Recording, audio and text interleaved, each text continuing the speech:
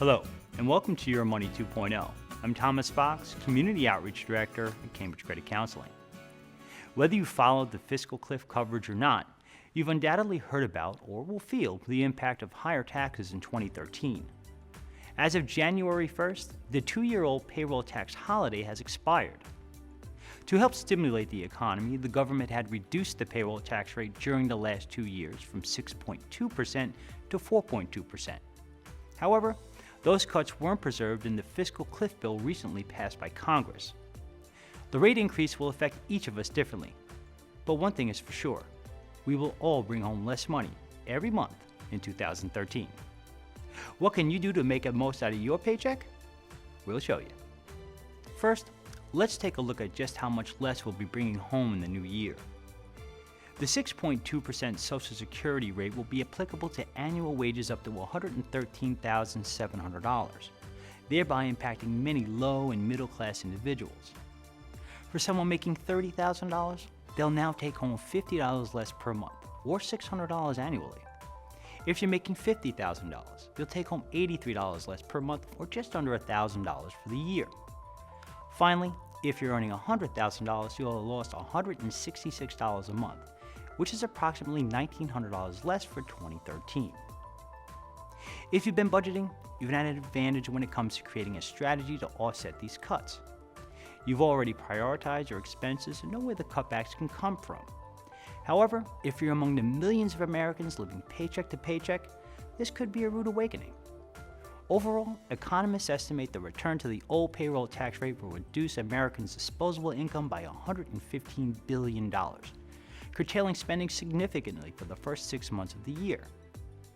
Unfortunately, smaller paychecks are just one financial concern to consider in 2013.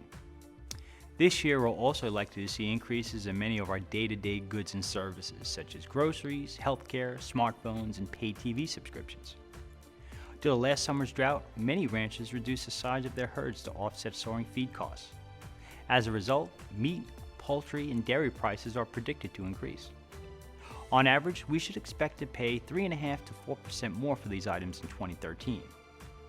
We'll experience similar increases for cereal and bakery products because of lower wheat yields. The USDA's Economic Research Service forecasts that the cost of these products will rise 2.5% to 3.5% this year. It's also likely that we'll see higher costs for healthcare. On average, prices will increase by 6% in 2013. These increases will vary from state to state and by the type of plan your employer offers, but economists believe these costs will be passed along in part to employees. We'll also see increases in smartphone prices as service providers are moving away from subsidizing the cost of their phones. Providers are expected to sell handsets at their full market price and offer lower cost service packages. Finally, we'll see increases in cable and satellite TV services. It's expected that subscriptions will increase by about 4.5%.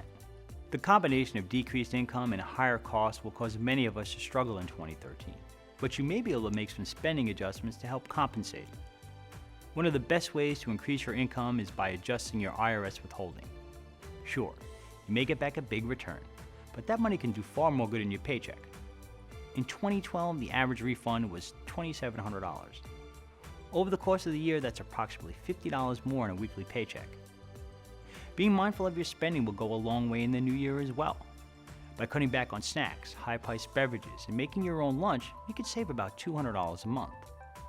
Also, refrain from using your credit cards or mobile device for purchases. It's far easier for us to overspend when we're dealing with plastic or digital purchases versus taking money out of your pocket. To help keep an eye on your expenses, you can use a budgeting app similar to those from Mint or LearnVest. While we're on the subject of digital devices, you should also be mindful of your data package usage. Many cell phone or tablet service programs allow us between 5 to 10 gigabytes of use each month. When we go over, we're charged higher fees. If you're in the habit of downloading or streaming a lot of content via your device, switch to Wi-Fi to reduce the likelihood of exceeding your monthly usage. These are just some ways that you can save, but we'd like you to share your savings tips in our comments section. Tell us how you plan to save in the new year. Until next time, I'm Tom Fox for Cambridge Credit Counseling.